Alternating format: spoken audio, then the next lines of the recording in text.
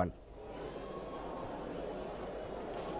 ప్రపంచవ్యాప్తంగా అఖిలాండ కోటి బ్రహ్మాండ నాయకుడైనటువంటి శ్రీ వెంకటేశ్వర స్వామికి ఎంతోమంది భక్తులు ఉన్నారు. ఆ భక్తుల మనోభావాలను కించపరిచే విధంగా, వారి యొక్క నమ్మకాన్ని దెబ్బతీసే విధంగా 2019 నుంచి 24 వరకు కూడా వైసీపీ ప్రభుత్వం వ్యవహరించింది అనేది సిట్ నివేదిక ద్వారా, వారు వేసినటువంటి ఛార్జ్ షీట్ ద్వారా, సిబిఐ నేతృత్వంలో సిట్ వేసినటువంటి ఛార్జ్ షీట్ ద్వారా తేటతెల్లమైంది. ఇదే విషయాన్ని ఈరోజు క్యాబినెట్లో ముఖ్యమంత్రి నేతృత్వంలో చర్చించడం కూడా జరిగింది. దీనిలో ప్రధానంగా చర్చించడం ఏంటంటే, దాంట్లో అడాల్టర్డ్ పదార్థాలు వాడి నెయ్యిని తయారు చేశారు, అంటే వేరువేరు కెమికల్స్ను వాడి నెయ్యిని తయారు చేశారు అనేది ఆ ఛార్జ్ షీట్ లేదా నివేదికలో స్పష్టంగా ఉన్నట్టుగా ముఖ్యమంత్రి మంత్రుల మధ్య చర్చ జరిగింది. అయితే నివేదిక పూర్తి స్థాయిలో తమ వద్దకు వచ్చాక దీనిపై అందరూ స్పందించాలని కూడా ముఖ్యమంత్రి చెప్పడం జరిగింది. అయితే ఈ మధ్యలోనే, అంటే నివేదిక పూర్తి స్థాయిలో బయటికి రాకుండానే, లేదా ప్రభుత్వం వద్దకు అధికారికంగా రాకుండానే ప్రతిపక్షమైనటువంటి వైసీపీ అప్పుడే తప్పుడు ప్రచారం ప్రారంభించింది. నివేదికను డైవర్ట్ చేస్తూ, నివేదికను కూడా వక్రీకరిస్తూ, విభిన్నమైనటువంటి వాదనలు వినిపిస్తూ సోషల్ మీడియా ద్వారా ప్రభుత్వంపై బురద జల్లే ప్రయత్నం చేస్తుంది. కాబట్టి ఈ విషయంలో చాలా అప్రమత్తంగా ఉండాలి.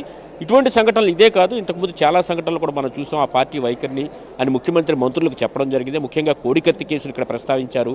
అదేవిధంగా పులివెందుల్లో చిన్నాన్న గొడ్డలి వేటుకు చనిపోవడం అంశాన్ని కూడా ఆయన ప్రస్తావించారు. గులకరాయి అంశాన్ని ప్రస్తావించారు. తప్పులన్నీ వైసీపీ చేసి వాటిని ఎదుటి పార్టీలపై నెట్టే ప్రయత్నం అయితే చేయడం వారికి అలవాటు. కాబట్టి ప్రతి ఒక్కళ్ళు కూడా అప్రమత్తంగా ఉండాలని ముఖ్యమంత్రి ఈ అంశంపైన మంత్రులతో కేబినెట్లో చర్చించినట్టుగా తెలుస్తోంది. ఇందులో మనం ప్రధానంగా తీసుకుంటే కనుక ఈ ఛార్జ్ షీట్లో కూడా ఎవరినైతే నిందితులుగా చేర్చారో దాంట్లో అప్పటి టీటీడీ చైర్మన్గా ఉన్న వైవి సుబ్బారెడ్డి, అతని పిఏ అప్పన్న, వీరిద్దరికి సంబంధించిన పేర్లు కూడా ఉన్నట్టుగా తెలుస్తోంది.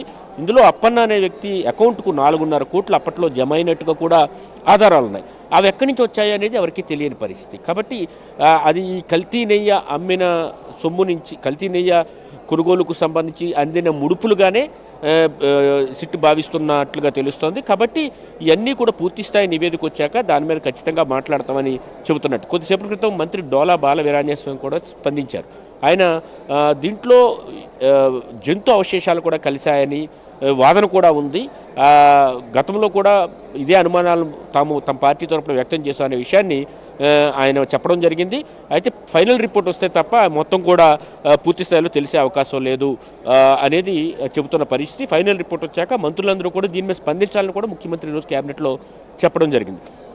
సుమారు 2019 నుంచి 2024 మధ్యకాలంలో 235 కోట్ల రూపాయలు ఈ విధంగా దుర్వినియోగం చేశారు, అంటే డైవర్ట్ చేశారు.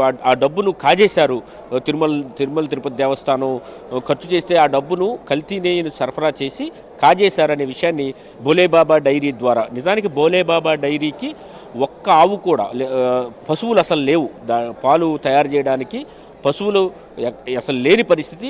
ఏ రైతు సంఘం లేదా ఈ పశువులను పెంచే సంఘాలు కూడా వాళ్ళతో ఇదైన పరిస్థితి లేదు. అయినప్పటికీ కూడా కెమికల్స్ ఉపయోగించి నెయ్యిని తయారు చేసి దాన్ని సరఫరా చేస్తే దాన్ని టీటీడీ ఉద్యోగులు ఈ ముడుపులకు అలవాటు పడి అనుమతించిన పరిస్థితి అయితే ఉంది. వీటన్నిటి విషయాన్ని కూడా కేబినెట్లో చర్చించారు. ముఖ్యంగా వీటన్నిటికంటే ముఖ్యంగా భక్తుల విశ్వాసం. భక్తులు అత్యంత నమ్మకంతో కొలిచే వెంకటేశ్వర స్వామి విషయంలో ఈ విధంగా చేశారని నివేదిక తేల్చిన తర్వాత కూడా మరలా దాన్ని బుకాయించి ఎదురుదాడికి దిగడం, అసత్య ప్రచారాలు, వక్రీకరణలు చేయడం వంటి అంశాలు చేస్తారు. కాబట్టి జాగ్రత్తగా ఉండాలని ముఖ్యమంత్రి కూడా మంత్రులకు హెచ్చరించిన పరిస్థితి అయితే ఉంది. అక్కడ అసలు పాలు నెయ్యి లేకుండానే నెయ్యి తయారు చేశారనే విషయాన్ని కూడా చెప్పిన పరిస్థితి అయితే ఉంది. ఓవరాల్గా తీసుకుంటే కనుక ఈ మొత్తం వ్యవహారంలో ఈ కల్తీ నెయ్యి అనేది తయారైంది అనేది స్పష్టమైంది. దీనికి సంబంధించి నివేదిక వచ్చిన తర్వాత పూర్తి స్థాయిలో అందరూ స్పందించండి అని చెప్పడం జరిగింది. ఈ మధ్యకాలంలో చేస్తున్నటువంటి తప్పుడు ప్రచారాన్ని కూడా తిప్పికొట్టాలని కూడా ముఖ్యమంత్రి మంత్రులకు ఈరోజు కేబినెట్లో దిశానిర్దేశం చేశారు. రైట్ సార్, ఎస్, మీరు అన్నట్లుగా ఖచ్చితంగా దీనికి సంబంధించిన విషయం